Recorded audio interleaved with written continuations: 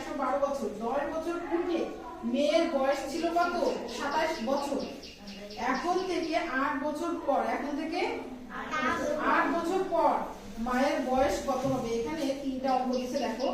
10 বছর পূর্বে মেয়ের বয়স ছিল 27 বছর, মেয়ের বর্তমান বয়স কত, আর মায়ের বর্তমান বয়স কত, আর 8 বছর পর মায়ের বয়স কত হবে তা নির্ণয় করো।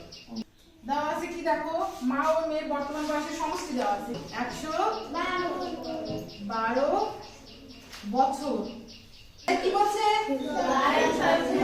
মেয়ের বয়স ছিল 27 বছর। 10 বছর পূর্বে, 10 বছর আগে বা পূর্বে বয়স ছিল কত?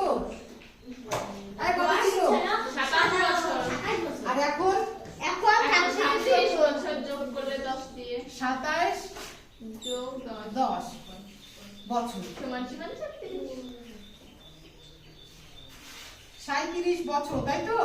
37 বছর। এই এতটুকু বুঝতে পেরেছি? তাহলে কিন্তু আমার 1 নম্বরের উত্তরটা হয়ে গিয়েছে।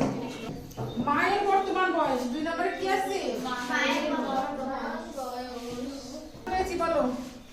ম্যাম 75 75 হয়েছে। এই দেখো 7 আছে, কত কি 12 হবে?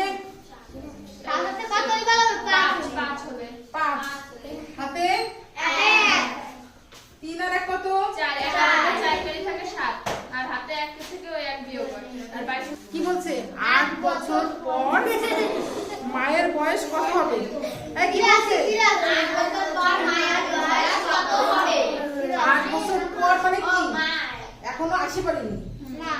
বলছে মনে করো সে আমার বয়স এখন 75, এখন 8 বছর পরে যে আমার বয়স কত হবে? যোগ করলে বেড়ে যাবে। এই সাইমা কি করবো? যোগ করবো। কথা দেখো, 8 বছর পর মায়ের বয়স পর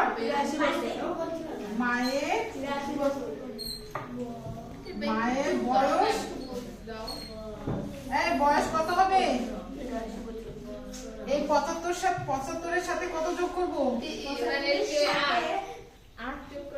8 যোগ করে দিব।